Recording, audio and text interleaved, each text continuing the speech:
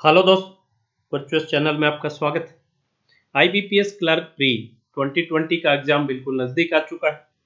आज ये जो वीडियो मैं शूट कर रहा हूँ ये 2 दिसंबर है और जो पहले स्लॉट का एग्ज़ाम है वो 5 दिसंबर, तो उनके लिए बहुत कम टाइम बच गया।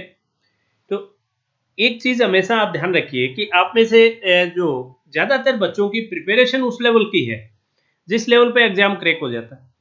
लेकिन उस दिन जब आप एग्जामिनेशन हॉल में बैठे हैं और आपको पेपर अटेम्प्ट करने की आपकी स्ट्रेटजी क्या रही, वो ही आपको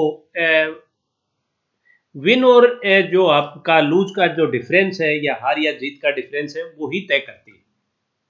20 मिनट आपको मिलते हैं, जैसे मैं क्वांट की चर्चा करूंगा। 20 मिनट क्वांट में मिलते हैं और आप में से ज़्यादातर बच्चे ऐसे हैं 20 की बजाय अगर उनको मैं 40 मिनट दे दूं तो सबके सभी 35 आउट ऑफ 35 क्वेश्चन अटेम्प्ट कर देंगे। इसका मतलब पेपर का लेवल इंपॉर्टेंट नहीं, पेपर का लेवल इंपॉर्टेंट नहीं है, लेकिन टाइम की शॉर्टेज है। तो आप आसान क्वेश्चन जो 15 सेकंड में बना उसका भी वही मार्क है, और अगर वही क्वेश्चन आपने 1.5 मिनट में बनाया तब भी वही मार्क। अब आपका सिलेक्शन ऑफ क्वेश्चन कैसे रहा, वही सबसे ज़्यादा इंपॉर्टेंट रहता है।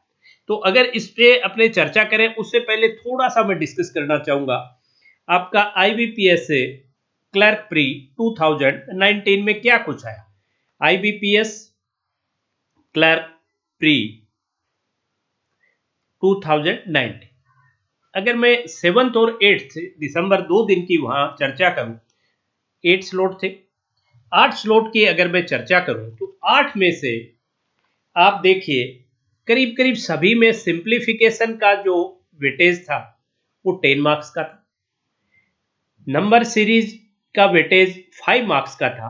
और इसमें से भी मैं देखूं, जैसे पहले दिन 7 दिसंबर को आपके 2 स्लॉट ऐसे थे जिसमें रॉन्ग नंबर थी, 2 में ही मिसिंग थी। 8 दिसंबर में अगर अपने देखेंगे तो यहाँ पर एक रॉन्ग नंबर का स्लॉट था, लास्ट स्लॉट जो था 4th, वो रॉन्ग नंबर सीरीज थी। पहले तीनों के तीनों मिसिंग थे, तो आइदर मिसिंग और रॉन्ग, इसमें मिसिंग भी हो सकती है और रॉन्ग भी हो सकती है। लास्ट ईयर जैसे 8 स्लॉट की मैं चर्चा करूं तो 3 में रॉन्ग थी और 5 में 3 और 5 का रेशियो था, मिसिंग थी। लेकिन सभी में वेटेज वही 5 मार्क्स का था। क्वाड्रेटिक में बिना किसी चेंज के सभी 8 के 8 स्लॉट में 5 मार्क्स क्वाड्रेटिक। देन अगर कन्वेंशनल डीआई जो अपने चर्चा करें तो आठों के आठों स्लॉट में ही 5-5 क्वेश्चन 5 मार्क्स, जिसमें आपके टेबुलर सबसे ज्यादा थी, देन बार थी, एक आध मिसाइल लाइन थी।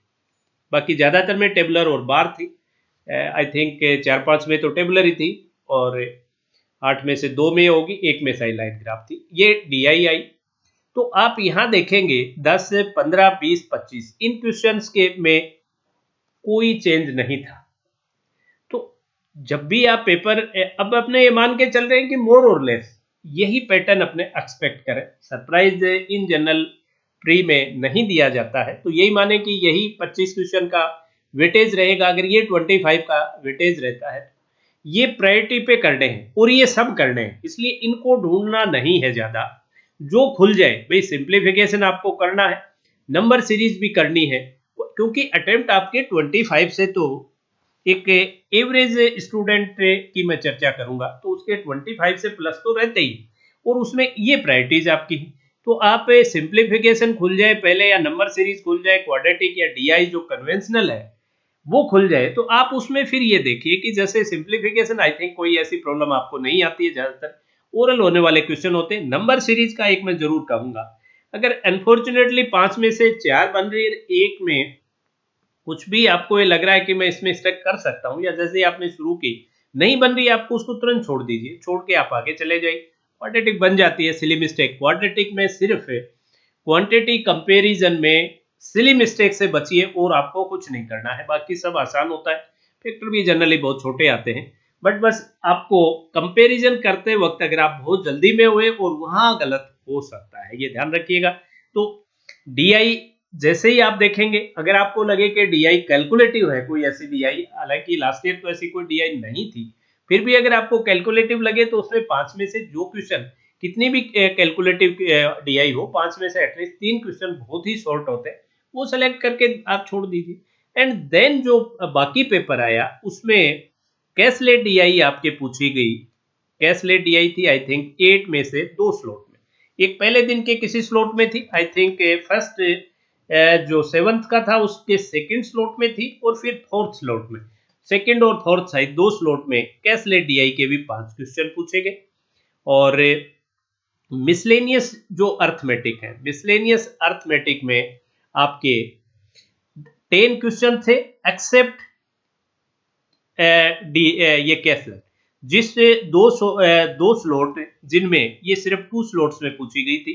तो 2 स्लॉट जिनमें ये पूछा गया कैश लेट, वहां 5-5 नंबर के, मतलब जो कैश लेट पूछी वो कोटा लिया उसने, कौन कम हो गया, मिसलेनियस अर्थमेटिक। तो ये स्ट्रेटजी रही। अब फर्स्ट ये तो ऊपर वाले जो ये हैं, ये 25 मार्क्स का अगर अपने वेटेज मिलता है, जितने का भी मिलता है, तो ये तो आपको प्रायोरिटी पे करने, तो इनको ढूंढना नहीं है, इनको तो फटाफट जैसे जैसे जो खुल जाए, पहले खुले बाद में खुले, लेकिन इनको तो ढूंढना यो है कि अगर इनके बीच में मिसलेनियस या कोई दूसरे कुछ आ रहे हैं तो वो एक बार मत कीजिए, पहले आप इनको जरूर ढूंढिए ऊपर वालों को, लेकिन इनको फर्दर ये मत कीजिए कि मैं सबसे पहले सिंप्लीफिकेशन ढूंढूं, जो खुल गया इसमें से उसको कर डालिए। उसके बाद आपका मिसलेनियस का जो पार्ट है या कैशलेट का पार्ट है। अब आप पे कैशलेट, जैसे आपके सेशन में कैशलेट आई, तो कैशलेट के लिए आप क्या करें, अगर आपने ये 25 क्वेश्चन बना लिए और आपके पास 2-3 मिनट का ही टाइम बचा, तो कैशलेट में फिर मत उलझिए आप, क्योंकि हो सकता है कैशलेट, एक तो कुदरती आपको 2-3 मार्क्स की कैशलेट हो और परसेंटेज दिख रहा है कि मैं इसको 1.5-2 मिनट में बना लूंगा, तो अलग बात है। अदरवाइज उसमें फिर उलझने की कोशिश आप कैशलेट में कम कीजिए, और फिर आप मिसलेनियस पे जाइए। और मिसलेनियस में जिनका नोमेनक्लेचर छोटा है, जैसे आपने खोला, अगर वो लग रहा है कि नोमेनक्लेचर लंबा चौड़ा है, वो टाइम लेगा, क्वेश्चन को देखते आपको पता चल जाता है, तो आप उसको स्किप कीजिए, या आसान क्वेश्चन ढूंढने की कोशिश फिर आप कीजिए जिनका नोमेनक्लेचर भी छोटा हो और जिन टॉपिक्स पे आपकी पकड़ भी। इस तरीके से आप इसको पेपर का जो अटेम्प्ट का जो स्ट्रेटजी है वो इस तरह से रखिए। लेकिन भाई ये नहीं है कि आप इनिशियली मिसलेनियस अर्थमेटिक क्वेश्चंस में उलझ जाएं और यहाँ जैसे आपको कंटिन्यूएशन में ही 8-10 क्वेश्चन मिल गए, अर्थमेटिक के ही 10 क्वेश्चन मिल गए, और उन 10 क्वेश्चंस में ही आपने 10 मिनट लगा दिए, तो बड़ा टफ हो जाएगा, फिर टफ हो जाएगा, राइट। तो अपने प्रायोरिटी किन की रखनी है, ऊपर वालों की, simplification, number series, quadratic and conventional DI, इनको प्रायोरिटी पे करके then go for miscellaneous arithmetic. और कैशलेट डीआई में तभी उलझना है जब आपको लगे कि छोटी है और इस टाइप की मेरी बनाई हुई है, मैं बना लूंगा, राइट। क्योंकि यहाँ किसी भी तरह की मिस्टेक, कैशलेट डीआई जैसे ही आप बनाते हैं, उनकी इंफॉर्मेशन गैदर करते हैं, उसमें काफी टाइम लगता है। अगर टाइम उतना ही आपके पास बचा हुआ है तो वो वेस्ट चला गया।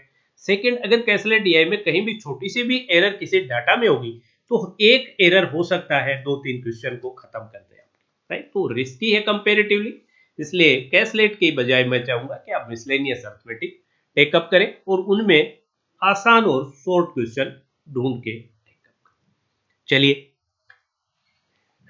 जाते जाते एक चीज मैं आपसे जरूर करना चाहूंगा कि अभी अपने सेशंस चल रहे हैं क्वांट और रीजनिंग अपने चैनल पे।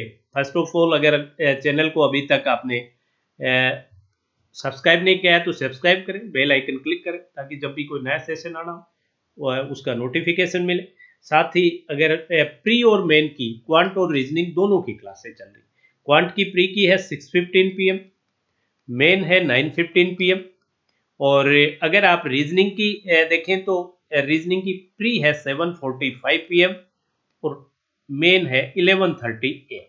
तो इन क्लासेस को भी एक बार आप जरूर ज्वाइन कीजिए, और अगर आपको अच्छे नहीं लगे तो आप डिसकंटिन्यू कर लीजिए, मेरे 1-2 सेशन जरूर देखिएगा। जाते जाते आपसे मैं एक ही चीज कहूंगा कि न तो ये एग्जाम पहली एग्जाम है, न ही आखिरी एग्जाम है।